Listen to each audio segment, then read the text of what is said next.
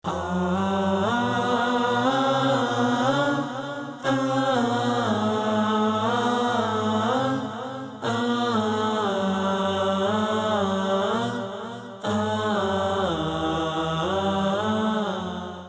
کریم صلی اللہ علیہ وآلہ وسلم اللہ کے بعد کائنات کی سب سے بزرگ ہستی ہیں، لیکن وہ مخلوق ہیں، اللہ خالق ہے۔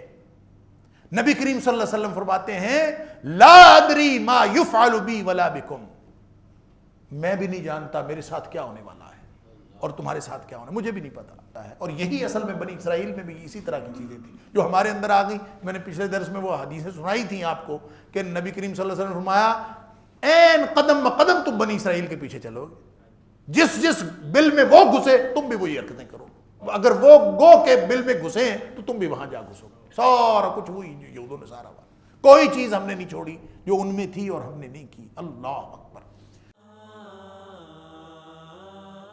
اب نبی کریم صلی اللہ علیہ وسلم کی سفارش کے بارے میں، سفارش ہوگی، یقیناً ہوگی۔ ایک بات تو علاوہ ازیں بھی مختلف شفاعتوں کا ذکر ہے احادیث کے اندر، مثال کے طور پر حفاظ کے بارے میں آتا ہے، جو قرآن کا حافظ اور عامل ہے اس کو بھی اللہ تعالیٰ دے گا اس بات کا اذن کہ وہ سفارش کر لے۔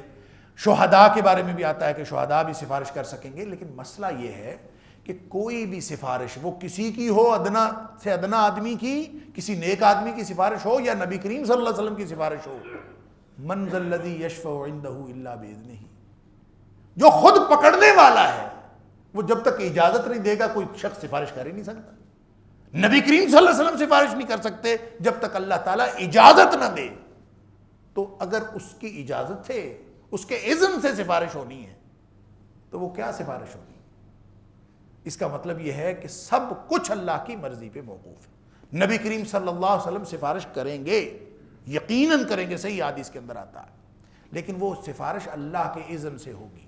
اللہ تعالیٰ اجازت دیں گے کہ تم سفارش کر لو، جس کو اللہ تعالیٰ اجازت دیں گے وہ سفارش کرے گا۔ نبی کریم صلی اللہ علیہ وسلم کو اجازت ملے گی اور نبی کریم صلی اللہ علیہ وسلم سفارش کریں۔ حدیث کے اندر آتا ہے کہ نبی کریم صلی اللہ علیہ وسلم فرماتے ہیں کہ مختلف سفارش کی حدیث ہیں، میں ایک عرض کرنا چاہتا ہوں یہاں پہ، لمبی حدیث ہے، سمجھ آ جائے کہ سفارش کی نوعیت کیا ہو۔ یعنی ایک تو اللہ کا اذن، اس کے بغیر کوئی سفارش نہیں۔ دوسری بات جو اس میں ذہن میں رکھنی چاہیے وہ یہ ہے کہ دو کام ایسے ہیں کہ ان کی وجہ سے سفارش اثر ہی نہیں کرے گی، سفارش ہونے کے باوجود انسان کے کام نہیں آئے گی۔ وہ دو کام ایسے ہیں، ایک ہے احداث فی الدین، جو شخص دین میں تبدیلی کر لیتا ہے نا، میں بھی حدیث عرض کرتا ہوں، اس کو نبی کریم صلی اللہ علیہ وسلم کی سفارش فائدہ نہیں دے گی۔ اور دوسرا وہ شخص جو قرآن کو قرآن کا حق نہیں دیتا۔ یہ دو ایسے ہیں، یہ دو کام، دو گناہ ایسے ہیں، قرآن کو قرآن کا حق نہ دینے والا، اور دوسرا جس شخص نے دین کے اندر نئی چیزیں اور دین کا حلیہ بگاڑ دیا، نئی چیزیں پیدا کر لی، ان دو بندوں کو نبی کریم صلی اللہ علیہ وسلم کی سفارش بھی کام نہیں دے گی۔ حدیث میں آتا ہے کہ نبی کریم صلی اللہ علیہ وسلم فرماتے ہیں، لمبی حدیث ہے سفارش کی، لوگ جائیں گے حضرت آدم علیہ السلام کے پاس، وہ جواب دے دیں گے، نوح علیہ السلام کے پاس وہ جواب دے دیں گے، موسیٰ علیہ السلام کے پاس وہ جواب دے دیں گے، ابراہیم علیہ السلام جواب دے دیں گے، سب سے جواب لے لے کے نبی کریم صلی اللہ علیہ وسلم کے پاس۔ نبی پاک صلی اللہ علیہ وسلم فرماتے ہیں کہ لوگوں کو کہا جائے گا کہ اس کے پاس جاؤ، محمد کے پاس، اس لیے کہ وہ ایسی ہستی ہے کہ اس کا کوئی گناہ ہے ہی نہیں، اللہ تعالیٰ نے اس کو معاف کر دیا ہوا ہے، وہ سفارش کریں تو تمہارے کام آ سکتی ہے، وگرنہ نہیں آ سکتی۔ نبی کریم صلی اللہ علیہ وسلم فرماتے ہیں میں اللہ تعالیٰ کے دربار میں جاؤں گا سفارش کرنے کے لیے، فَإِذَا أَنَا رَأَيْتُهُ، بخاری مسلم کی روایت ہے یہ، جب میں اللہ تعالیٰ کو دیکھوں گا، میری نگاہ پڑے گی اللہ کے سامنے، فَوَقَعْتُ سَاجِدًا، میں فوراً سجدے میں گر جاؤں۔ پھر نبی پاک صلی اللہ علیہ وسلم فرماتے ہیں فَيَدَعُنِي مَا يَشَاءُ، جب تک اللہ چاہے گا وہ مجھے چھوڑے رکھے گا، میں سجدے میں پڑا رہوں گا، پتہ نہیں کتنا عرصہ میں سجدے میں پڑا رہوں گا۔ اللہ اکبر۔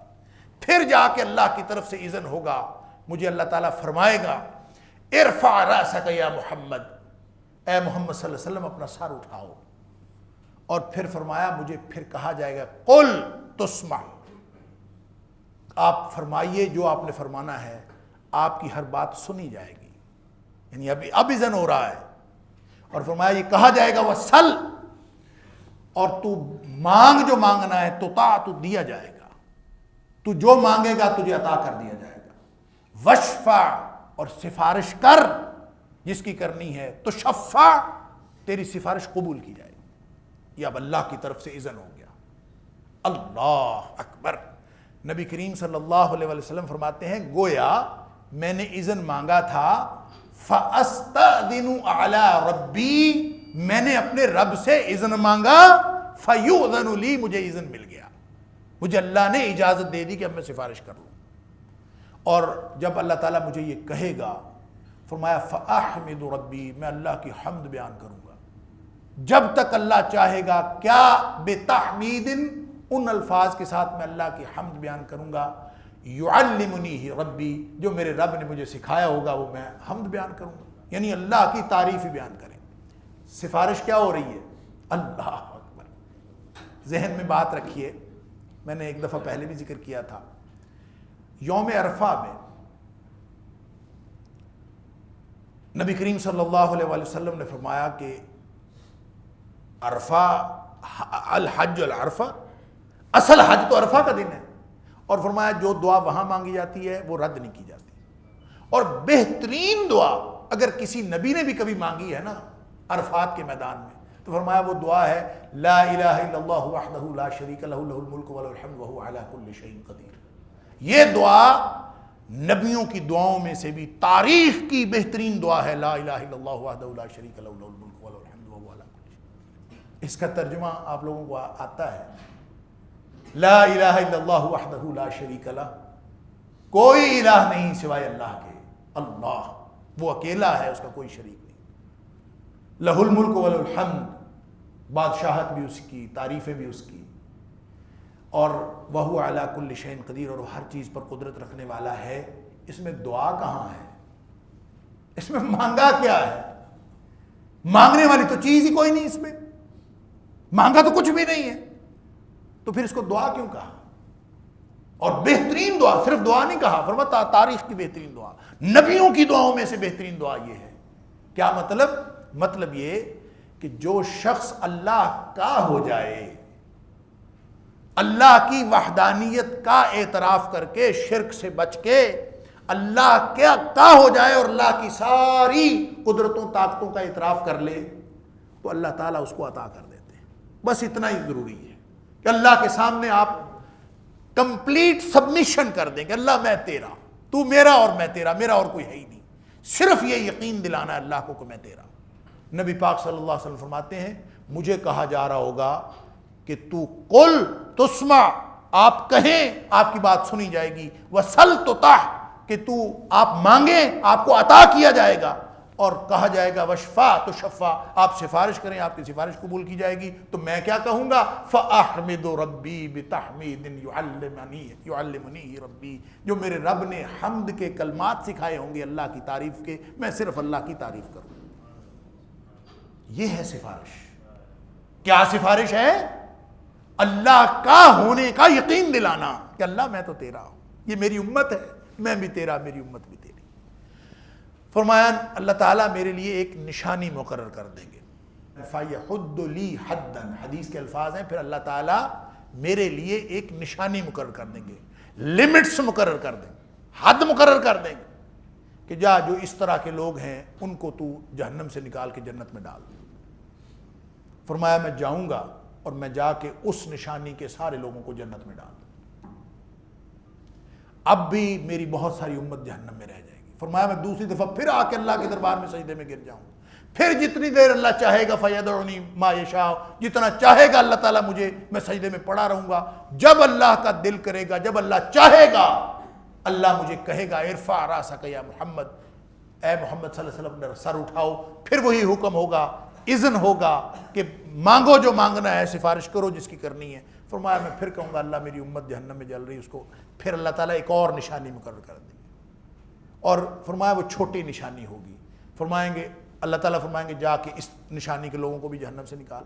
فرمایا میں ان کو بھی نکال لاؤں گا. تیسری دفعہ پھر ہوگا. فرمایا تیسری دفعہ جب میں نکال لاؤں گا تو اب جہنم میں کون بچ جائے گا؟ اب تو فرمایا اتنی چھوٹی نشانی ہوگی مجھے لگے گا میں سب کو نکال لاؤں.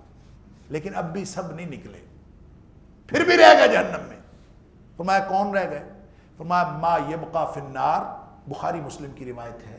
فرمایا ما یبقى فی النار, اب آگ کے اندر کوئی باقی نہیں بچے گا, الا من حبسہ القرآن, صرف وہ بچیں گے جن کو قرآن روک لے گا کہ یہ میرے مجرم ہے. نبی کریم صلی اللہ علیہ وسلم کی سفارش ہو گئی, 3 دفعہ ہو گئی. اب ان کو جو قرآن کے مجرم ہیں ان کو نبی کریم صلی اللہ علیہ وسلم کی سفارش نے بھی فائدہ نہیں دیا. فرمایا پھر جس کو میری سفارش نے فائدہ نہ دیا اور قرآن نے روک لیا, فرمایا ای وجب علیہ خلود, ای وجب علیہ الخلود, اس کے اوپر جہنم کی ہمیشگی واجب ہوگی, اب بھی ہمیشہ جہنم میں رہے. نتیجہ یہ نکلا, ایک تو سفارش اللہ کے اذن سے ہوگی اور اس کے بغیر نہیں ہو سکتی. وہ اللہ جس کو اذن دینا چاہے وہ اللہ تعالیٰ دے دے گا, نبی کریم صلی اللہ علیہ وسلم کو یقیناً عطا فرمائے گا, اور نبی کریم صلی اللہ علیہ وسلم اللہ کے اذن کے بعد سفارش کریں گے. لیکن جو قرآن کے مجرم ہیں ان کو نبی کریم صلی اللہ علیہ وسلم کی سفارش بھی فائدہ نہیں دے گی. اور دوسری بات, وہ جو حدیث کے اندر آتا ہے, یہ بھی بخاری شریف کے اندر, مسلم شریف کے اندر, دیگر بہت ساری کتابوں کے اندر یہ حدیث موجود ہے اور صحیح حدیث ہے کہ نبی کریم صلی اللہ علیہ وسلم نے فرمایا کہ میں انی انا فرطکم علی الحوض, میں تمہارا فرط بن کے حوض کوثر پہ جا رہا. اللہ اکبر. اور فرط بھلا کون ہوتا ہے؟ فرط عربی زبان میں اس شخص کو کہتے ہیں کہ جب قافلے نے سفر کرنا ہوتا ہے تو جس شخص کو پہلے بھیج دیا جاتا تھا کہ تم جاؤ راستے کا تعین کرو کہ قافلہ کس کس راستے سے جائے گا, پڑاؤ کہاں کرے گا, جہاں قافلے نے پڑاؤ کرنا ہو اس کا وہ ایندھن جو لینا ہوگا وہ کہاں سے لیں گے, پانی کہاں سے ملے گا, مختلف انتظامات کرنے کے لیے جو شخص پہلے چلا جاتا ہے یا پہلے چلا جاتا تھا ان قافلوں کے دوران, اس شخص کو عربی زبان میں فرط کہتے ہیں. نبی کریم صلی اللہ علیہ وسلم فرماتے ہیں الا انی فرطکم علی الحوض, میں تمہارا فرط بن کے حوض کوثر پہ جا رہا. اللہ, اور جب تم زیادہ زیادہ میرے پاس آؤ گے تو میں فرمایا انذرکم, میں تمہارا انتظار کروں گا وہاں کہ کون کون آتا ہے میرے پاس وہاں پہنچتا ہے. اور فرمایا کہ وَإِنِّي مُكَاثِرٌ بِكُمُ الْأُمَمَ, جب تم زیادہ زیادہ تعداد میں آؤ گے تو میں دوسری امتوں پر فخر کروں گا کہ دیکھیں میری امت آ رہی. ایک حدیث میں آتا ہے مسلم شریف کی روایت میں اور بھی کتابوں میں ہے کہ صحابی نے پوچھا اللہ کے رسول صلی اللہ علیہ وسلم آپ کیسے پہچانیں گے کہ آپ کی امت ہے, آپ کو کیسے پتہ چلے گا؟ فرمایا مجھے ایسے پتہ چلے گا کہ میری امت جو ہے اس کے 5 اعضائے وضو قیامت کے دن روشن ہوں گے. غرم محجلین من آثار الوضوء, وضو کے آثار کی وجہ سے میری امت کے 5 اعضاء روشن ہوں گے, 2 ہاتھ 2 پاؤں اور چہرہ روشن ہوگا, میں پہچان لوں گا کہ میری امت. اب ایک بات تو سمجھ آ گئی, یہ جو بخشے جانے والے ہیں نا سفارش پر تکیہ کر کے بیٹھے ہیں اور نہ بابا نماز پڑھتا ہے نہ مرید نماز پڑھتا ہے, اس سے پوچھیں وہ کہتا میں نے بخشائی ہوئی ہے, اس سے بابے سے پوچھیں وہ کہتا میں مدینے پڑھ کے آتا ہوں. عجیب و غریب کہانیاں ہیں. کیا مطلب ہے اس کا؟ یعنی آپ کہاں سے؟ وہ جب ہم یونیورسٹی میں پڑھتے تھے تو وہاں ایک سفید داڑھی والے بابا جی کلفی بیچا کرتے تھے, یہ ہاؤس نمبر 1 کے پاس سڑک, انہوں نے سڑک پہ آ جانا. تو بابا جی سے ہم نے بیچارہ بوڑھا ضعیف آدمی, اس سے پوچھا, کہتا اچھرے سے بھی آگے میں وہ ریڑھی دکھیلتا ہوں, وہاں سے آتا ہوں اور یہاں رات تک کلفیاں بیچتا ہوں اور پھر میں واپس چلا جاتا ہوں. تو خیر ہم نے بابا جی سے ترس آتا ہے, روز ہم نے جا کے اس سے کلفی کھانی, بابا جی سے گپ شپ بھی کرنی. ایک دن ہم نے پوچھ لیا بابا جی آپ وہاں سے چلتے ہیں یہاں آتے ہیں اور کلفیاں بیچ کے رات 11 بجے جاتے ہیں, ادھر ہی کھڑے رہتے ہیں, نماز کس وقت پڑھتے ہیں؟ داڑھی والے بابا جی سفید بارش ماشاءاللہ. وہ کہتے پتر میں نماز بخشائی ہوئی. کس سے بخشائی ہوئی؟ وہ میرے پیر صاحب نے 6 مہینے کی معاف کر دی. ماشاءاللہ. یعنی یہ کوئی ہوائی باتیں نہیں ہیں, قرآن جو بات کر رہا ہے یہ ہوائی باتیں نہیں, ہماری اپنی باتیں. کہتا بخشائی ہوئی ہے. انا للہ و انا الیہ راجعون. میں نے چونکہ 6 مہینے کاروبار کرنا ہوتا ہے, 6 مہینے کی میں نے بخشوائی ہوئی ہیں, باقی 6 مہینے میں پڑھ لیتا. اللہ تعالیٰ ہمیں معاف فرمائے۔ نبی کریم صلی اللہ علیہ وسلم فرماتے ہیں میرے سامنے میری امت آ رہی ہوگی۔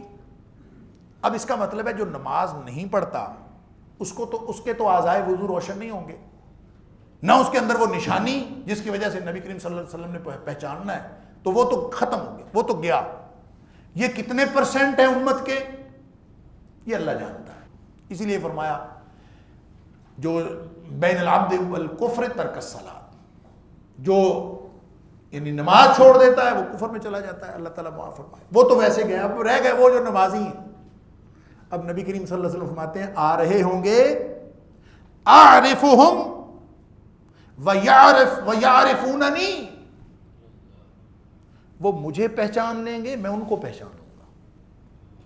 اس کا مطلب ہے کہ وہ نمازی ہوں گے، یعنی انہوں نے وہ نشانی ہوگی تو نبی کریم صلی اللہ علیہ وسلم پہچانیں گے نا۔ فرمایا عارفہم، میں ان کو پہچان لوں گا۔ پہچانیں گے کس سے؟ غرم محجلین من آثار الوضوء۔ اس کا مطلب پہچان تو لیں گے نبی کریم صلی اللہ علیہ وسلم۔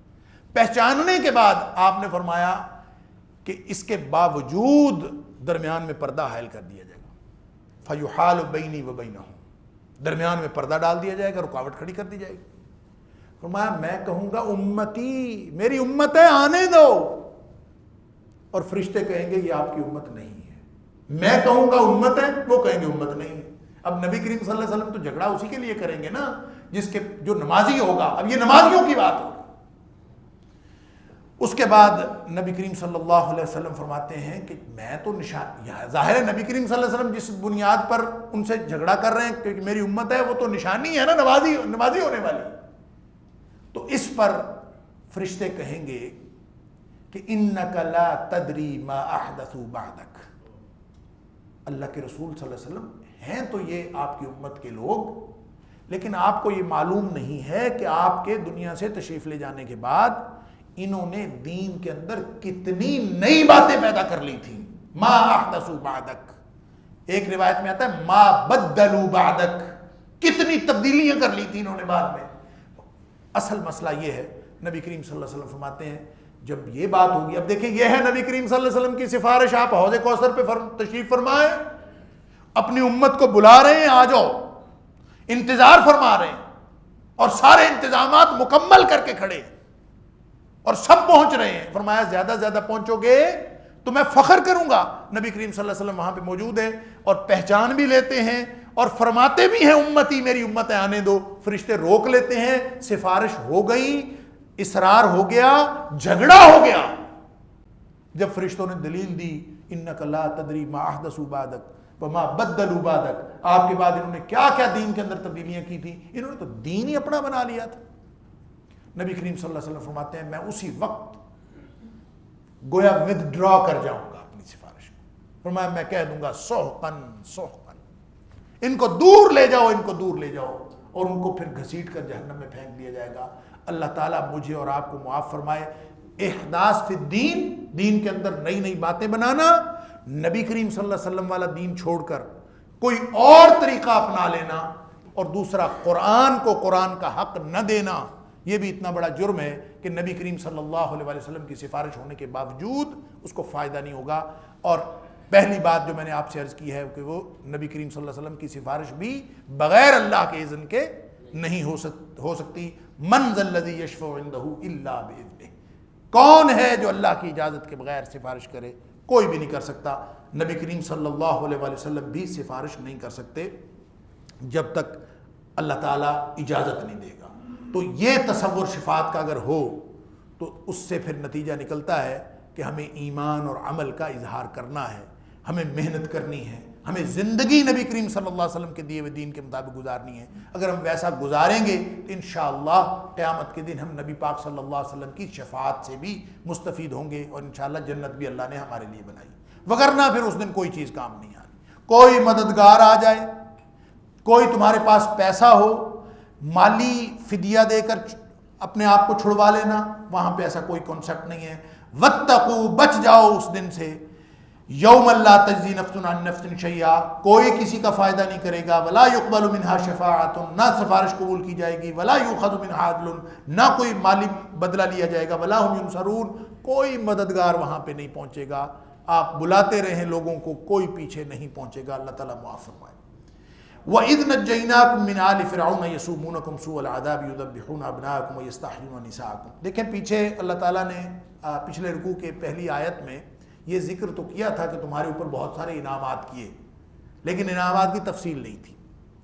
اب یہاں پہ جستہ جستہ اس کی تفصیل آ رہی ہے۔ پہلا انعام تو ہو گیا وَأَنِّي فَضَّلْتُكُمْ عَلَى الْعَالَمِينَ، سب سے پہلا انعام تو میرا تھا کہ میں نے تمہیں جہانوں کے اوپر فضیلت عطا فرمائی تھی۔ دوسرا انعام یہ ہے کہ اس وقت کو یاد کرو وَإِذْ نَجَّيْنَاكُمْ، جب ہم نے تمہیں نجات عطا کی، من آل فرعون، فرعون اور اس کی آل سے، یسومونکم، چکھاتے تھے تم کو، سوء العذاب، بہت برا تکلیف دہ عذاب تمہیں چکھاتے تھے اور تمہیں دیتے تھے عذاب، اس سے اللہ تعالیٰ نے تمہیں نجات دی۔ دیکھیں نجیناکم یہاں پہ آیا ہے اور قرآن میں انجیناکم بھی آیا ہے۔ آگے آیت نمبر 50 میں 2-3 آیات بعد اس کا ذکر آئے گا، فانجیناکم، سمندر سے تمہیں نجات دی، فانجیناکم، یہاں پہ نجیناکم۔ اس کا فرق یہ ہے کہ باب تفعیل سے ہے نجیناکم۔ باب تفعیل کی خاصیت ہے کہ اس کے اندر استقلال پایا جاتا ہے، اور وہ ہے باب افعال سے انجیناکم، اور باب افعال کا مطلب ہوتا ہے یک بارگی۔ اس کا فرق یوں سمجھ لیجئے کہ قرآن میں ایک لفظ ہے نزلہ، کہ قرآن نازل ہوا ہے، نزلہ اس نے اتارا، ایک ہے انزلہ، یہ اس کا مطلب بھی اتارنا ہے۔ ایک ہوتا ہے نازلہ، نازلہ کا مطلب تو اترا، نزلہ کا معنی بھی اتارا، انزلہ کا مطلب بھی اتارا، لیکن ان میں فرق یہ ہے کہ نزلنا مستقل اتارنے کا، یعنی اتارا تھوڑا تھوڑا کر کے، اور انزلہ یک بارگی اتارا۔ انا انزلناہ فی لیلۃ القدر، وہ جو اس رات میں آسمان دنیا پر جو اتارا ہے وہ یک بارگی اتارا ہے، لیکن یہاں پہ تو اترنے میں 23 سال لگے ہیں، 22 سال اور کچھ مہینے، وہ نزلہ ہوا ہے، ٹھیک ہے، وہ تنزیل ہوئی ہے۔ ایک ہے انزال اور ایک ہے تنزیل، وہ انزال ہوا ہے، وہ تنزیل ہے۔ تو گویا نجیناکم کے اندر یہ معنی پوشیدہ ہے کہ اللہ تعالیٰ مستقلاً تمہیں نجات دیتا رہا۔ وَإِذْ نَجَّيْنَاكُمْ، ہم نے تجھے نجات دی، اس کے اندر استقلال ہے۔ یک بارگی ہو تو انجینا ہے، ظاہر ہے جب سمندر سے نکالا وہ انجیناکم، کہ ہم نے وہاں آل فرعون سے تمہیں نجات دی، وہ یک بارگی اس عمل کا بات۔ لیکن یہاں پہ ایک من حیث المجموع بات ہے، وَإِذْ نَجَّيْنَاكُمْ، اس وقت کو یاد کرو کہ ہم تمہیں نجات دیتے رہے، من آل فرعون، فرعون اور اس کی آل سے۔ آل اولاد کے لیے بھی ہوتا ہے، آل رفقا کے لیے، جو رفقائے کار ہوتے ہیں اس کے لیے بھی استعمال ہوتا ہے، متبعین کے لیے بھی استعمال ہوتا ہے، جو پیچھے چلنے والے ان کے لیے بھی استعمال ہوتا ہے۔ لہٰذا کہیں یہ آل یعقوب کا ذکر ہوا تو اس کا مطلب یہ ہوگا یعقوب علیہ السلام کی اولاد، لیکن آل فرعون سے مراد صرف اس کی اولاد یا اس کے اہل خانہ نہیں ہے، بلکہ اس سے مراد اس کے رفقا بھی ہیں، اس کے متبعین بھی ہیں، پورا لشکر اس سے مراد اس سے۔ اور فرعون کون ہے؟ فرعون ہم سمجھتے ہیں موسیٰ علیہ السلام فرعون، موسیٰ علیہ السلام فرعون، یہ کوئی ایسا وہی فرعون ہے جو موسیٰ علیہ السلام، ایسا نہیں ہے۔ فرعون اصل میں لقب ہے، مصر کے بادشاہوں کو فرعون کہتے تھے، جیسے یہ نام نہیں تھا اس شخص کا، یہ فرعون وہاں کا کوئی بھی بادشاہ وہ فرعون ہوتا تھا۔ جیسے کسرا، وہ ایران کے بادشاہ کو کسرا کہتے تھے، روم کے بادشاہ کو قیصر کہتے تھے، حبشہ کے بادشاہ کو نجاشی کہتے تھے۔ یہ نجاشی بھی نام نہیں ہے اس کا، ہم کہتے ہیں نجاشی کب مسلمان ہوا نجاشی، وہ نجاشی جس کے مسلمان ہونے کا قصہ ہے یا جس کا ذکر ہے، اس کا نام اسحمہ تھا۔ وہ نجاشی تو حبشہ کے ہر بادشاہ کا لقب تھا، اسی طرح قیصر روم، روم کا ہر بادشاہ کا لقب، کسرائے ایران، کسرائے فارس، وہ ہر بادشاہ کا لقب۔ تو فرعون ہر بادشاہ کا لقب ہے، جبکہ تاریخ میں جب ہم اس کا جائزہ لیتے ہیں تو ایک شخص ہے رامسیس، یعنی وہ فرعون جو حضرت موسیٰ علیہ السلام کے مقابلے میں تھا، جس کا چپکلش رہی، اور پورا جس نے مقابلہ کیا حضرت موسیٰ علیہ السلام نے جس فرعون کا مقابلہ کیا، اس کا نام تھا رامسیس۔ ایک اور تاریخ میں نام آتا ہے فرعون کا، اور وہ اس کا نام ہے منفتح۔ منفتح بھی فرعون کا ذکر ہے اور موسیٰ علیہ السلام کے ضمن میں۔ جب ہم خاص طور پر بنی اسرائیل کی تاریخ دیکھتے ہیں اور ان اسرائیلی روایات میں دیکھتے ہیں اور تورات اور یہ بائبل کے اندر جو تاریخ بیان کی ہے ان تاریخی روایات کو اکٹھا کرتے ہیں، کیونکہ قرآن نے تو تاریخ کی کہانی اس طرح سے کہانی کے طور پر بیان ہی نہیں کی، قرآن نے اجمالاً فرعون کی بات کی۔ لہذا تاریخ کی ایک روایت یہ ہے کہ حضرت موسیٰ علیہ السلام کو 2 فرعونہ سے واسطہ پڑا ہے۔ جس فرعون کے ساتھ ان کا، جس کے محل میں ان کی پرورش ہوئی تھی وہ رامسیس تھا، اس کے ساتھ ان کا مکالمہ بھی ہوا، سب کچھ ہوا، لیکن اس کے بعد جو غرق ہوا ہے نا سمندر میں، وہ فرعون جو تھا وہ رامسیس نہیں تھا بلکہ وہ اس کا بیٹا تھا اور اس کا نام تھا منفتح۔ اب یہ ایک روایت ہے، اور تاریخ کی روایتوں کے بارے میں یہ بات ذہن میں رہنی چاہیے کہ تاریخ ایمان رکھنے کی چیز نہیں ہے، اور تاریخ کی ہر بات سچی بھی نہیں ہے۔ تاریخ کی ہر وہ بات سچی ہے جو قرآن و سنت کے مطابق ہو۔ قرآن کی تاریخ کی ہر بات جھوٹی ہے اگر وہ قرآن و سنت کے خلاف ہو، اور تاریخ کی ہر وہ بات جو نہ قرآن و سنت کے خلاف ہے نہ قرآن و سنت کے مطابق ہے، اس کے صحیح اور غلط ہونے کے 50-50 چانسز ہیں۔ وہ صحیح بھی ہو سکتی ہے، وہ غلط بھی ہو سکتی ہے، آپ اس کا تجزیہ ویسے کر سکتے ہیں، لیکن ایمان جس چیز پہ رکھنا ہے وہ کتاب و سنت ہے۔ اس پر ایمان رکھتے ہوئے تاریخ کا جائزہ لیتے ہیں۔ لہذا ہو سکتا ہے منفتح ڈوبا ہو وہاں پہ، لیکن یہ قرآن کا اعجاز ہے کہ قرآن نے نہ منفتح کا نام لیا ہے نہ رامسیس کا نام لیا ہے، قرآن نے کہا ہے فرعون۔ تو منفتح ہو تو بھی فرعون ہے، رامسیس ہو تو بھی فرعون ہے، لیکن یہ جو لاش اس کی پڑی ہوئی ہے، اللہ تعالیٰ نے قیامت تک کے لیے عبرت بنا کے قاہرہ کے میوزیم کے اندر پڑی ہوئی ہے، اس کی تختیوں سے جو پتہ چلتا ہے وہ یہی پتہ چلتا ہے کہ یہ رامسیس ہی ہے۔ لہٰذا وہ جو منفتح اس کے بیٹے والی روایت ہے وہ درست معلوم نہیں ہوتی۔ اس کا مگر تاریخی طور پر بھی تجزیہ کرتے ہیں تو یہی بات سمجھ آتی ہے۔ لہٰذا یہاں پہ جو بات اللہ تعالیٰ نے فرمائی کہ وَإِذْ نَجَّيْنَاكُم مِّنْ آلِ فِرْعَوْنَ، فرعون اور اس کے لشکر سے اللہ تعالیٰ نے تمہیں نجات دی اور نجات دیتا رہا۔ اس لیے کن سے نجات دیتا رہا؟ اس فرعون سے مراد وہ اسپیسیفک پرسن ہوگا، اور وہ ہے رامسیس جو موسیٰ علیہ السلام کے زمانے میں تھا، وگرنہ سارے ہی فرعونہ، مصر کے سارے فرعونہ ہو سکتے ہیں۔ تو یسومونکم سوء العذاب، وہ بدبخت مستقلاً انہوں نے تمہارے اوپر عذاب نازل کر رکھا تھا۔ یسومونکم، بات ماضی کی ہو رہی ہو اور صیغہ مضارع کا استعمال ہو تو اس کا مطلب ہے اس کے اندر استمرار پایا جاتا ہے۔ مستقلاً انہوں نے عذاب میں مبتلا کر رکھا تھا۔ یسومونکم، سامہ یسومو کا معنی ہوتا ہے بوجھ ڈالنا، کسی کے اوپر بوجھ ڈالنا، ایسا بوجھ جو کسی کو تکلیف میں مبتلا کر دے۔ لہٰذا انہوں نے کوئی ایک عذاب میں مبتلا کیا تھا۔ دیکھیں بنی اسرائیل یوسف علیہ السلام کے زمانے میں شفٹ ہوئے تھے شام یا فلسطین کے علاقے سے، یہ شفٹ ہو گئے تھے مصر۔ اب وہاں پہ مصر میں یہ رہے موسیٰ علیہ السلام کے دور تک۔ شروع میں تو اللہ تعالیٰ نے یوسف علیہ السلام کی وجہ سے ان کو بادشاہت دے دی، آہستہ آہستہ جو مقامی آبادی تھی قبطیوں کی وہ غالب آ گئی، اور انہوں نے بنی اسرائیل کے اوپر مظالم ڈھانے شروع کر دی، اور یہ مظالم اتنے بڑھے کہ انہوں نے ان کی خواتین کو اپنے گھروں کے اندر خادماؤں کے طور پر رکھ لیا، یہ ان کے گھروں کے کام کرتی تھیں، اور ان کے مرد جو تھے باہر ان کے خدام ہوتے تھے، اور یہ مستقل ان کو وہ عذاب کے اندر رکھتے تھے۔ حتیٰ کہ بعض روایتوں میں آتا ہے کہ بیلوں کی جگہ اور جانوروں کی جگہ وہ ان انسانوں کو جوت لیتے تھے اپنے مختلف کاموں کے حوالے سے، اور یعنی بیل گاڑی کے آگے بیل کی بجائے ان بنی اسرائیلیوں کو جوت، یعنی عذاب کی ایک مستقل کیفیت تھی۔ آگے اللہ تعالیٰ نے اس کا ذکر بھی کیا ہے، مختلف چیزیں تھیں، لیکن یہ یسومونکم، وہ چکھایا کرتے تھے، ان کے اوپر بوجھ ڈالا کرتے تھے، ہر طرح کا بوجھ ان کے اوپر ڈالا ہوا تھا۔ اور یہ کیا کیفیت تھی؟ قرآن کہتا ہے سوء العذاب، بدترین عذاب کی کیفیت میں تم مبتلا تھے، اللہ نے تمہیں اس سے نجات تمہیں دی ہے۔ اس انعام کو یاد کرو، اللہ تعالیٰ کے انعام کو۔ پھر اس میں ایک خاص بات یہ ہے کہ یذبحون ابناءکم ویستحیون نساءکم، کہ تمہارے بیٹوں کو ذبح کر دیتے تھے، تمہاری عورتوں کو زندہ رکھتے تھے۔ یہاں پہ ایک بڑا لطیف نکتہ، یذبحون ابناءکم، تمہارے بیٹوں کو، ابناء کے مقابلے میں بنات ہوتا ہے نا،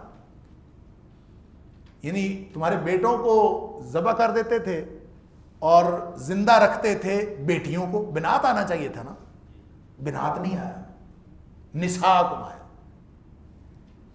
اس میں لطیف نکتہ یہ ہے کہ اگر بنات آ جاتا کہ بیٹیوں کو زندہ رکھتے تھے تو عربوں کے اندر ایک تو کلچر یہ تھا کہ وہ بیٹیوں کو زندہ نہیں رکھتے تھے، بیٹیوں کو مار دیتے تھے، عرب زندہ درگور کر دیتے تھے، بیٹی کو زندہ رکھنا باعث عار ہوتا تھا۔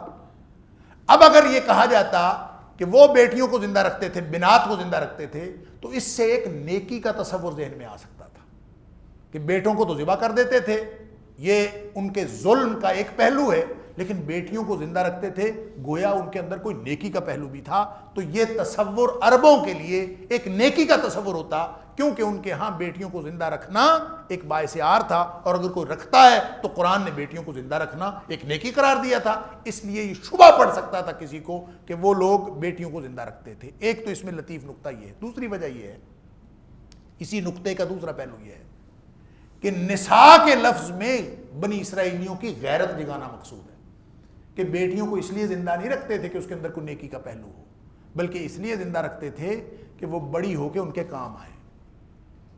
غیرت کو للکارا گیا ہے بنی اسرائیلیوں کی کہ تمہاری بیٹیوں کو زندہ رکھتے تھے صرف اس لیے کہ بڑی ہوں گی تو ان کی شہوت نفسی کا بھی نشانہ بنیں گی، اور پھر ان کے گھر میں خادماؤں کے طور پر بھی کام کریں گی، تاکہ بنی اسرائیلیوں کو پتہ چلے اس عذاب کی کیفیت کیا تھی۔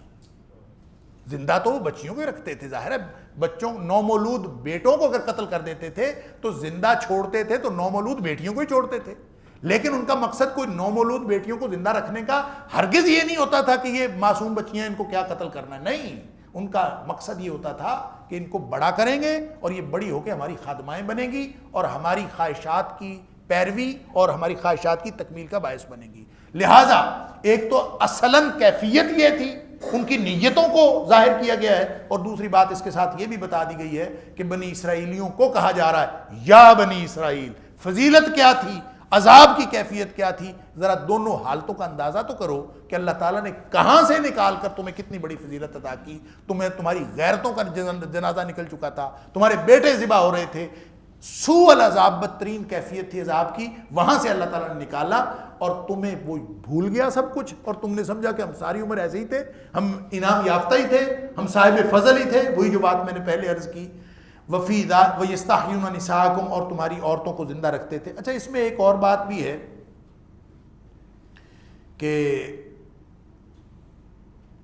2 دفعہ بچوں کو ذبح کرنے کی کیفیت ہوئی ہے، یعنی تاریخ اگر دیکھیں نا، تاریخ میں یہ واقعہ 2 دفعہ ہوا ہے۔ ایک تو ذبح کرتا تھا بچوں کو وہ حضرت موسیٰ علیہ السلام کی پیدائش سے قبل، اور اس کے بارے میں اسرائیلی روایات میں یہ بھی ہے کہ اس کو خواب آئی تھی فرعون کو، اور اس نے خواب میں دیکھا تھا کہ بنی اسرائیلیوں کے ہاں ایک بچہ پیدا ہوگا، اور وہ بچہ جو ہے وہ میری حکومت کے خاتمے کا سبب بنے گا، لہٰذا اس نے پروگرام یہ بنا لیا کہ بچہ کوئی زندہ چھوڑو ہی نہ، بنی اسرائیلی کے سارے بچے جو ہیں وہ ذبح کر دیے جائیں۔ اس بھیانک خواب کی تعبیر سے خوف زدہ ہو کر اس نے بچوں کو ذبح کرانا شروع کر دیا۔ یہ ایک بڑی مشہور اور معروف بات ہے، لیکن یہ بات بھی اسرائیلی روایت ہے، ضروری نہیں ٹھیک ہو، میں پہلے بھی عرض کر چکا ہوں کہ یہ ساری تاریخی روایتیں ہیں، قرآن اس بارے میں خاموش ہے کیوں کرتے تھے، لیکن لگتا یوں ہے کہ بعض جگہوں پر اور بعض مقامات پر ہم جو دیکھتے ہیں، جو خاص طور پہ جہاں پہ نسلی تفاوت ہو، جیسا کہ قبطیوں اور بنی اسرائیلیوں کے درمیان مصر کے اندر تھا، اور ایسا جہاں بھی جس معاشرے کے اندر بھی تفاوت ہوتا ہے، وہاں پہ دوسروں کی نسل کشی ویسے ہی کرنے کا پروگرام بنا لیا جاتا ہے۔ جیسا آج کل ہم دیکھ رہے ہیں کہ یہ جو ہمارا پڑوسی ملک ہے بھارت، وہاں پہ بدبخت ہندو جو ہیں مسلمانوں کے خلاف اور ان کی نسل کشی کے لیے ان کی جو خاص تنظیمیں ہیں وہ باقاعدہ پروگرام بنا رہے ہیں، اور ان کو ڈر یہ ہے کہ یہ مسلمان جو ہیں جس طرح سے ان کی نسل بڑھ رہی ہے، یہ ایک وقت آئے گا کہ ہمارے اوپر غلبہ پا لیں گے، اور وہ باقاعدہ وہ پلان کر کے بیٹھے ہوئے ہیں کہ جس ریشو کے ساتھ، جس شرح کے ساتھ مسلمانوں کی آبادی بڑھ رہی ہے، یہ فلاں وقت میں جا کے یہ پورے بھارت کے اوپر یہ تو اکثریت میں ہو جائیں گے، اور جب یہ اکثریت میں ہو جائیں گے تو جمہوریت کے اصول کے تحت یہ تو قابض ہو جائیں گے، لہٰذا ان کو ابھی سے فکر پڑی ہوئی، اور وہ اس پروگرام پہ ہے کہ مسلمانوں کی نسل کشی کی جائے۔ ایسا ہی کوئی پروگرام فرعون نے بنایا تھا اپنے سیاسی غلبے کے لیے اور قبطیوں کو دائمی غلبہ دینے کے لیے۔ یہ تو مغرب والوں کی بھی ریسرچ ہے، بہت ساری کتابیں اس پہ آئی ہیں، اور ایک کتاب ہے دا برتھ ڈرتھ، یہ چند سال پہلے ایک کتاب آئی ہے کہ انہوں نے یعنی ان کے ہاں شرح پیدائش کا فقدان ہے، اور انہوں نے یہ نتیجہ نکالا ہے کہ 2050 تک، سن 2050 تک جو ہے پوری دنیا میں مسلمانوں کی آبادی اتنی زیادہ ہو جائے گی کہ مسلمان اپنی تعداد کی وجہ سے پوری دنیا پر غالب ہو جائیں گے، اور ان کا خیال یہ ہے۔ تو سیاسی غلبے کے لیے جو لوگ پلاننگ پھر کرتے ہیں تو وہ ایسی ہی پلاننگ کرتے ہیں، اس میں پھر منصوبہ بندی بھی آ جاتی ہے، اور یہ فیملی پلاننگ کی باتیں آ جاتی ہیں، بچے دو ہی اچھے کے نعرے بھی آ جاتے ہیں، اور اس طرح کی بہت ساری چیزیں آ جاتی ہیں تاکہ مسلمانوں کی آبادی کو کسی طرح سے بڑھنے سے روکا جا سکے۔ تو بہرحال یہ اس کے بہت سارے مختلف پہلو ہیں، تو اس لیے یہ ضروری نہیں ہے کہ صرف وہ اپنے خواب کی بنیاد پر یہ کرتا تھا، کسی اپنے سیاسی غلبے کو قائم رکھنے کے لیے اور اس نسلی تعصب میں مسلمانوں کی نسل کشی کے لیے کرتا تھا۔ 2 دفعہ یہ ہوا ہے، اس کا ذکر سورہ اعراف کی آیت نمبر 127 اور 129 کے اندر، 127 28 29 میں وہاں پہ ذکر ہوا ہے کہ حضرت موسیٰ علیہ السلام کے پیروکاروں نے، بنی اسرائیلیوں نے حضرت موسیٰ علیہ السلام سے شکوہ کیا تھا۔ آیت نمبر 129 کے اندر ہے قالوا اوذینا من قبل ان تأتینا، اس وقت بھی ہمیں مصیبت میں مبتلا ہوئے تھے کہ جب تو آیا نہیں تھا۔ موسیٰ علیہ السلام کو کہہ رہے ہیں کہ جب تو آیا نہیں تھا اس وقت بھی ہم مصیبت میں مبتلا ہوئے تھے، اور اب من بعد ما جاءتنا، ہمارے پاس تو آ گیا ہے تو اس کے بعد پھر ہم مصیبت میں پھنس گئے ہیں۔ من بعد ما جئتنا، تو جو ہمارے پاس آ گیا ہے تو اس کے بعد بھی ہم مصیبت میں پھنس گئے ہیں، اس سے پہلے بھی مصیبت میں تھے۔ تو یہ جب جادوگروں کے مقابلے میں موسیٰ علیہ السلام کو اللہ تعالیٰ نے ان کو شکست دی، جادوگروں کو، اور موسیٰ علیہ السلام کو فتح عطا فرمائی، تو اس کے بعد انہوں نے ایک نئی پالیسی بنائی تھی فرعونیوں نے کہ سنقتل ابناءہم، ہم ان کے بیٹوں کو قتل کریں گے، ونستحیی نساءہم، آیت نمبر 127 سورہ اعراف کے اندر اس کا ذکر ہے کہ اب ہم ان کی، یعنی یہ پالیسی کے طور پر، غلبے کی پالیسی کے طور پر، جیسے موسیٰ علیہ السلام کے آمد سے قبل تھا اسی طرح کا پروگرام انہوں نے موسیٰ علیہ السلام کی موجودگی میں بنایا۔ تو یہ 2 دفعہ جو بیٹے قتل کرنے کا واقعہ 2 دفعہ تاریخ کے اندر ہوا۔ اللہ تعالیٰ فرماتا ہے وَفِي ذَلِكُمْ بَلَاءٌ مِّن رَبِّكُمْ عَظِيمٌ، یہ بہت بڑی آزمائش تھی۔ بلا کہتے ہیں آزمائش کو، ابتلا، جس مصیبت میں کوئی مبتلا ہو اس کو ابتلا کہہ دیتے ہیں، بلا ان کا مطلب ہوتا ہے مصیبت۔ یہ چھوٹی مصیبت ہے، چھوٹا عذاب ہے، یعنی عذاب مستقل تھا، ایسا نہیں ہے کہ بچہ قتل کر دیا بس بات ختم ہو گئی، نہیں، وہ بچیاں بیچاری جو جن کو زندہ رکھتے تھے وہ بڑی ہوتی تھیں، پھر بڑی ہو کے ان کو اپنے گھروں میں لے جاتے تھے، ان کو خادمائیں بناتے تھے، ان کو اپنی حوث کا نشانہ بناتے تھے، اور جو بھی کوئی غیرت مند مسلمان ہے یا کوئی غیرت مند انسان ہے پوری دنیا میں وہ اس کو برداشت نہیں کر سکتا، اور خاص طور پہ ان قبائلی سسٹم کے اندر جہاں پہ ایک قبیلوں کا نظام پورا ایک سختی کے ساتھ وہ لوگ معاشرتی طور پر کاربن ہو، تو ایک قبیلے کی عورت جب دوسرے قبیلے میں چلی جاتی تھی اس سے بڑی تو باعث عار بات ہی نہیں ہوتی تھی۔ اسی بنیاد پر تو عربوں نے اپنی بیٹیاں زندہ درگور کرنی شروع کر دی تھیں کہ وہ بچیوں کو پیدا ہوتے ہی مار دیتے تھے کہ کہیں بڑی ہو کے ہمارے لیے باعث عار نہ بنے۔ تو وہ جتنی سب سے بڑی مصیبت ہو سکتی تھی اس مصیبت میں بھی اور اس مستقل عذاب میں بھی انہوں نے مبتلا کر رکھا تھا، اس لیے اللہ تعالیٰ ان کو یاد کرواتے ہیں وَفِي ذَلِكُمْ بَلَاءٌ مِّن رَبِّكُمْ عَظِيمٌ، بہت بڑی آزمائش تھی تمہارے رب کی طرف سے، اور اس سے اللہ تعالیٰ نے تمہیں نجات دی، اس وقت کو یاد کرو۔ وَإِذْ فَرَقْنَا بِكُمُ الْبَحْرَ فَأَنْجَيْنَاكُمْ، اور اس وقت کو بھی یاد کرو جب ہم نے تمہارے لیے سمندر کو پھاڑ دیا، فرقنا، ہم نے پھاڑ دیا، بکم، یہ جو بکم ہے نا تمہارے ساتھ، یہ با سبب کے لیے بھی آتا ہے، یعنی کس وجہ سے پھاڑا، بکم البحر، تمہارے لیے، یعنی تمہیں چاہیے تھا ہم نے تمہارے لیے سمندر پھاڑ دیا، راستہ بنانا چاہیے تھا بنا دیا۔ اب یہاں پہ قرآن نے یہ سارے جتنے واقعات ہیں بالکل اجمالی ذکر کیا ہے، بس کوئی اس کی تفصیل بیان نہیں کی، اس وقت کو یاد کرو، اس وقت کو یاد کرو، اس وقت کو یاد کرو۔ اس کی وجہ یہ ہے کہ عربوں کے اندر جس وقت یہ قرآن نازل ہو رہا تھا سب لوگ ان واقعات سے واقف تھے، اور تاریخی طور پر یہ ساری روایات وہاں پہ بیان کی جاتی تھی، لہذا صرف اشارے کنایے سے سب سمجھ رہے تھے کہ قرآن کیا کہہ رہا ہے، اور یہ تو ہمیں نہیں اس کو معلوم، اس لیے ہم تاریخ کو کھنگالتے ہیں، تفاسیر کو دیکھتے ہیں، کہانی بنانے کی کوشش کرتے ہیں کہ کس طرح سے موسیٰ علیہ السلام وہاں سے نکلے اور کیا سسٹم ہوا۔ تو موسیٰ علیہ السلام کو اللہ تعالیٰ نے بچانا تھا، موسیٰ علیہ السلام کو اس دستور کے مطابق وہ اپنے پاس نہیں رکھ سکتے تھے، یا تو وہ ان کو ذبح کر دیتے، مار دیتے، اور کہتے ہیں کہ یہ بھی اس دستور تھا وہ جو بہن نے ان کو ڈالا تھا نا، ماں نے صندوق میں ڈال کے، کہتے ہیں یہ بھی دستور میں شامل تھا اس وقت کے دستور میں شامل تھا کہ اگر تم اپنا بچہ قتل نہیں کرنا چاہتے یا قتل نہیں کروانا چاہتے تو ان کو چھوڑ دو اور وہاں ڈال دو. لیکن قرآن ایسی بات نہیں کرتا. قرآن کہتا ہے کہ یہ اللہ تعالیٰ نے اس کے دل میں بات ڈالی. فَأَوْحَيْنَا إِلَىٰ أُمِّ مُوسَىٰ, ہم نے موسیٰ علیہ السلام کی ماں کے دل میں بات ڈالی. تو اس کا مطلب یہ ہے کہ یہ باقاعدہ وہاں ان کا دستور نہیں تھا, اللہ تعالیٰ نے ان کے دل میں بات ڈالی, ایک سبیل کرنی تھی. انہوں نے اس بچے کو صندوق میں ڈالا اور صندوق کو سمندر میں ڈال دیا, اور سمندر میں وہ چلتا چلتا وہ اس نالی میں آ گیا جو فرعون کی کے گھر کو جاتی تھی, اور انہوں نے اس کو پکڑ لیا.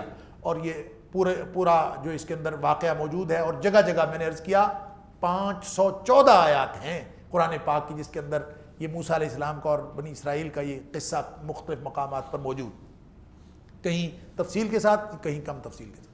موسیٰ علیہ السلام بڑے ہو گئے, اللہ تعالیٰ نے ان کو نبوت عطا فرما دی. اب یہ ان ظلموں سے نجات کے لیے موسیٰ علیہ السلام کے سامنے کھڑے ہو گئے, اور کئی سال گزر گئے, مدین میں رہ کے آئے, اور پورا وہ جو کہانی آپ لوگوں نے سن رکھی ہے شعیب علیہ السلام کے پاس, یا جو بھی جو مدین کے اندر وہ بزرگ تھے ان کے پاس وہ رہے.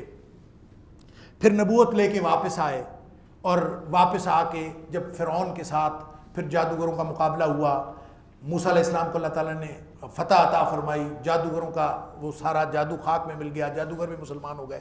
اب اس کے بعد ان کے پاس کچھ رہا نہیں تھا سوائے اس کے کہ عذاب جس میں انہوں نے مبتلا کیا تھا اس کو شدید کر دیں, اور انہوں نے شدید کر دیا. اب جب عذاب بھی شدید ہو گیا, پاور ساری ان کے پاس تھی, طاقت ان کے پاس تھی, سب کچھ ظاہری اسباب و وسائل ان کے پاس تھی, افرادی قوت بھی ان کی زیادہ تھی. تو اب موسیٰ علیہ السلام کو حکم ہوا کہ آپ ان کو لے کے نکل جائیں, سوائے ہجرت کے اور کوئی راستہ نہیں, اس عذاب سے بچنے کا ایک ہی راستہ. تو اس عذاب سے بچانے کے لیے اللہ تعالیٰ نے جو نجات دی ہے نا, وہ وَإِذْ فَرَقْنَا بِكُمُ الْبَحْرَ, یہ اسی کا تسلسل ہے کہ جب وہاں سے چل پڑے. اب جو چلے ہیں, یہ جو البحر کا لفظ ہے نا, یہ سمندر کے لیے بھی آتا ہے, دریا کے لیے بھی آتا ہے. اس لیے بہت سارے لوگوں کو خیال ہے کہ دریائے نیل تھا, اور لکھا بھی ہے بہت سارے مفسرین نے دریائے نیل تھا. حالانکہ اگر آپ نقشے میں دیکھیں نا, بہت سارے لوگ لکھتے ہیں بحیرہ قلزم تھا, بہت سارے لوگ لکھتے ہیں بحیرہ احمر تھا, کچھ لوگوں نے لکھا ہے کہ نہر سویز تھی, اور کچھ لوگوں نے خلیج سویز بھی لکھا ہے, کچھ لوگوں نے دریائے نیل لکھا ہے. یہ مختلف الفاظ آتے ہیں, اور ہم اس کے بارے میں بعض اوقات کنفیوژن کا شکار ہو جاتے ہیں, کون سا سمندر تھا, کون سی نہر تھی, یا کون سا دریا تھا. سب سے پہلی بات اس سلسلے میں یہ ہے کہ نقشے کو اگر آپ دیکھیں نا, تو بنی اسرائیل جس مقام پر تھے مصر کے اندر, وہاں سے یہ شام کی طرف چلے ہیں, انہوں نے شام کی طرف آنا تھا, فلسطین کی طرف, تو وہ اس وہاں سے مشرق کی طرف ہے, مغرب کی طرف نہیں ہے. جبکہ دریائے نیل جو ہے, یعنی ان کے مقام سے یہ جب چلے ہیں تو وہ سارا سفر ان کا مشرق کی جانب ہوا ہے. دریائے نیل اس مقام سے مغرب کی جانب ہے, لہذا دریائے نیل تو ہو ہی نہیں سکتا, یعنی اس کا حقیقت کے ساتھ کوئی تعلق نہیں. دریائے نیل جنہوں نے لکھا اس کا اس کے ساتھ باہر کے لفظ سے البتہ غلط فہمی ہوتی ہے کہ باہر دریا بھی ہے اور سمندر بھی ہو سکتا ہے, تو یہ شاید وہ مراد تھا, تو وہ مراد نہیں ہو سکتا. اب اور کیا ہے, خلیج, وہ جو نہر سویز جس کو کہتے ہیں, اصل میں بحیرہ احمر اور بحیرہ قلزم ایک ہی سمندر کے دو نام ہیں. اسی کو بحیرہ قلزم کہتے ہیں, اسی کو بحیرہ احمر کہتے ہیں. یہ بالکل یہ جو بحیرہ بحر ہند ہے, بحر ہند کو جب آگے جا کے یہ بالکل عرب کے پاس پہنچتا ہے, اس کو بحیرہ عرب کہہ دیتے ہیں. بحیرہ عرب سے پھر ایک طرف کو یہ خلیج فارس, یہ گلف جس کو ہم کہتے ہیں, یہ ادھر کو پھیلی ہوئی ہے. پھر یہ بالکل سعودی عرب کے اوپر سے, یہ جو پورا سعودی عرب جس کو ہم جزیرہ نما کہتے ہیں, اس کے اوپر سے ایک سمندر ادھر کو آگے گیا ہوا ہے جس کو بحیرہ احمر, ریڈ سی یا بحیرہ قلزم کہتے ہیں. یہ بھی جب آگے جاتا ہے نقشے کے اندر آپ دیکھیں تو اس کے دو حصے ہو جاتے ہیں. ایک حصہ ادھر کو آتا ہے فلسطین کی طرف, اور ایک حصہ ادھر مصر کی طرف رہتا ہے. اس کے یہ جو آگے جا کے یہ بند ہو جاتا ہے. یہ والا جو رائٹ سائڈ والا حصہ ہے اس کو کہتے ہیں خلیج عقبہ, اور اب بھی یہ نقشے کے اندر خلیج عقبہ کے نام سے موجود ہے. اور بالکل اس کے اینڈ پہ جب آپ پہنچتے ہیں تو اس وقت کا جارڈن اور اسرائیل نے فلسطین پہ قبضہ کیا ہوا ہے, یہ بالکل ان کا کارنر بنتا ہے. اور اسرائیل کے مقبوضہ شہروں میں سے ایک شہر ہے ایلات نامی شہر, تو وہ ایلات کے بالکل اینڈ پہ جا کے یہ خلیج عقبہ یہ ختم ہو جاتی ہے. ایک سرا اس کا ختم ہو جاتا ہے. دوسرا سرا جو ہے اس کو خلیج سویز کہتے ہیں. ہے یہ بحیرہ قلزم یا بحیرہ احمر کا حصہ, لہذا اس کو بحیرہ احمر کہہ دیں تو بھی ٹھیک ہے, بحیرہ قلزم کہہ دیں تو بھی ٹھیک ہے, خلیج سویز کہہ دیں, گلف آف سویز نقشے کے اندر یہ لکھا ہوا ہے. تو وہ تو بھی یہ ٹھیک ہے۔ اسی سے آگے جب اس کی ٹپ بالکل آگے جا کے یہ مکمل ہوتی ہے، بند ہوتی ہے، تو اسی سے آگے مختلف جھیلوں کو ملا کر بحیرہ روم کی طرف انہوں نے باقاعدہ نہر کھود دی ہے۔ یہ بعد میں نہر کھودی گئی ہے، نہر سویز جس کو کہتے ہیں، اور ہم سنتے ہیں کہ نہر سویز میں سے وہ یہ کنیکشن بنتا ہے بحیرہ قلزم کا اور بحیرہ روم کا، تو وہ باقاعدہ بعد میں کھودی گئی ہے، جب تک کھودی نہیں گئی تھی موسیٰ علیہ السلام کے دور میں دیکھتے ہیں تو یہ بحیرہ احمر کا حصہ تھا، لیکن یہ خلیج سویز تھی۔ اور جو صحرائے سینا جس کے اندر حضرت موسیٰ علیہ السلام کے ساتھ بنی اسرائیل 40 سال تک پھرتے رہے ہیں، جو اللہ تعالیٰ نے فرمایا کہ ان کو کہا تھا کہ فلسطین میں داخل ہو جاؤ، جس کا ذکر سورۃ المائدہ میں آئے گا کہ داخل ہو جاؤ، اور یہ نہیں، انہوں نے کہا کہ وہاں تو جبابرہ ہیں اور بڑے بڑے وہ لمبے تڑنگے عمالقہ کی قوم آباد تھی، انہوں نے لڑنے سے انکار کر دیا۔ 40 سال کے لیے اللہ تعالیٰ نے مؤخر کر دی۔ ان 40 سالوں میں جس میدان میں یہ پھرتے رہے ہیں وہ ان دونوں پارٹوں کے، دونوں خلیجوں کے درمیان ہے، وہ جو دو حصے بنتے ہیں اس کے درمیان میں، اس کو سارا صحرائے سینا کہتے ہیں۔ اور اسی طرح جو کوہ طور ہے جس میں حضرت موسیٰ علیہ السلام گئے تھے، طور پر جہاں ان کو نبوت ملی تھی، جہاں پہ وہ ان کو لوگوں کو لے کے گئے تھے، جہاں پہ ان کو تورات ملی تھی، یہ کوہ طور آج بھی وہ جو خلیج سویز ہے اس کے اندر کی جانب یہ موجود ہے، اس صحرائے سینا میں بالکل ان کے اینڈ پہ، کونے سے ذرا پہلے وہاں پہ موجود ہے، آپ نقشے میں دیکھ سکتے ہیں۔ لہٰذا اس سے ایک بات سمجھ آئی کہ یہ جو بحر ہے نا جو اللہ تعالیٰ نے پھاڑا تھا، اس سے مراد بحر احمر کا یا بحیرہ احمر کا یا بحیرہ قلزم کا وہ حصہ ہے جو نہر سویز کی طرف جاتا ہے، لیکن یہ بہت بڑا سمندر ہے خود۔ اصل میں یہ بیچارے جب چلے تھے نا تو یہ چلے تو تھے، ان کا خیال یہ تھا کہ ہم شمال کی جانب جائیں گے، اور جہاں وہ مکمل ہو جاتا ہے نا، خلیج سویز ختم ہو جاتی ہے، اس کے اوپر سے ہو کے ہم نے ادھر کو آنا تھا۔ اصل انہوں نے ادھر کو جانا تھا، لیکن رات میں چلے تھے، رات کے اندھیرے میں راستہ بھول گئے، اور راستہ بھولے ہیں تو یہ بالکل سیدھے مشرق کی جانب آئے، مشرق کی جانب آئے تو ادھر بھی پہاڑیاں تھیں، ادھر بھی پہاڑیاں تھیں، تو پہاڑیوں کو بالکل درمیان میں آگے سمندر آ گیا، اور سمندر کے کنارے جا کے کھڑے ہو گئے، اور پیچھے سے وہ فرعون کو پتہ چل گیا، اور فرعون ہی اپنا لشکر لے کے پیچھے آ گئے، اور یہ بڑی مشکل صورتحال تھی۔ اس موقع پر بھی انہوں نے کہا کہ انا لمدرکون، ہم تو پکڑے گئے، کوئی اب تو راستہ ہی کوئی نہیں، سائیڈوں پہ پہاڑ، جانا تھا ادھر اوپر سے ہو کے پہنچنا تھا، تو شمال کی جانب زیادہ نہیں جا سکے، راستہ بھولنے کی وجہ سے سیدھے آ گئے، وہاں آ کے رک گئے۔ اب وہاں پہ یہ ایسی مشکل صورتحال میں پھنسے تھے کہ اس کا کوئی راستہ ہی نہیں تھا، راستہ نکالا جا سکتا تھا تو وہ صرف ایک ہی تھا کہ اللہ ہی کوئی راستہ نکالے۔ یعنی انہوں نے تو کہہ دیا انا لمدرکون، ہم پکڑے گئے، کوئی راستہ نہیں نکلنے کا۔ بلکہ وہ بائبل میں لکھا ہے کہ انہوں نے کہا کہ موسیٰ، مصر میں ہمارے لیے قبریں نہیں تھی جو مروانے کے لیے اتنی دور لے آیا تمہیں، ہم وہیں مر جاتے، تو یہ سمندر کے کنارے ضرور آنا تھا۔ کسی نے کسی جگہ لکھا ہے کہ تو چوہوں کی طرح مروانے کے لیے ہمیں یہاں لے آیا، یعنی صرف موت نظر آ رہی تھی، کچھ نہیں۔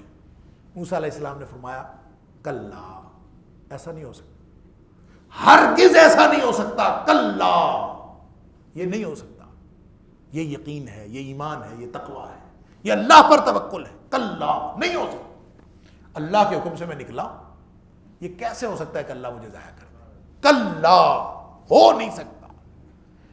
زمینی حقائق کہہ رہے ہیں ہو گیا ہے، وہ فرماتے ہیں کلا نہیں ہو سکتا، ان معی ربی سیہدین، میرا رب میرے ساتھ ہے، وہ راستہ نکال لے گا، سیہدین، وہ یقیناً اور ان قریب راستہ نکال لے گا۔ اور پھر ہم نے دیکھا اور آسمان دنیا نے دیکھا، وَإِذْ فَرَقْنَا بِكُمُ الْبَحْرَ، تو عرض یہ ہے ان کے لیے، با جو ہے سبب کے لیے بھی آتا ہے، معیت اور مصاحبت کے لیے بھی آتا ہے۔ اس کا مطلب ایک تو یہ ہو سکتا ہے کہ اللہ تعالیٰ نے تمہارے لیے سمندر پھاڑ دیا، اور دوسرا معنی جو بعض مفسرین نے جو ذرا زیادہ گہرائی میں چیزوں کو دیکھنے کے قائل ہیں، انہوں نے اس کا ایک معنی یہ نکالا ہے کہ اللہ تعالیٰ نے فرمایا ہے بیکم، اور یہ معیت کے لیے، مصاحبت کے لیے ہے، کہ اللہ تعالیٰ نے ایسا نہیں کیا کہ ان کو سمندر ان کے لیے پھاڑ دیا کہ جاؤ اب نکلو، نہیں، اللہ تعالیٰ نے فرمایا وَإِذْ فَرَقْنَا بِكُمُ الْبَحْرَ، کہ ہم نے جب سمندر پھاڑا تھا تو تمہیں ساتھ لے کے پھاڑا تھا، جیسے کوئی کسی کو بچے کو گود میں اٹھا کے پار لگاتا ہے نا، ایسے اللہ تعالیٰ نے ان کو ساتھ لے جا کے پار لگایا۔ تو بیکم جو ہے معیت کے لیے ہے، یہ اللہ کا فضل تھا، اللہ کی رحمت تھی، اور ان تمام فضلوں اور انعامات میں سے ایک تھا جو اللہ نے بنی اسرائیل پر کیے تھے۔ اللہ تعالیٰ مجھے اور آپ کو قرآن سمجھنے اور عمل کرنے کی توفیق عطا فرمائے۔ یہ موضوع جاری رہے گا اللہ کی توفیق سے۔ اللہم ارحمنا بالقرآن العظیم، اللہم اہدنا بالقرآن العظیم، اللہم ارفعنا بالقرآن العظیم، اللہم انفعنا بالقرآن العظیم واجعلہ لنا اماما ونورا وہدی ورحمہ، وآخر دعوانا الحمدللہ رب العالمین۔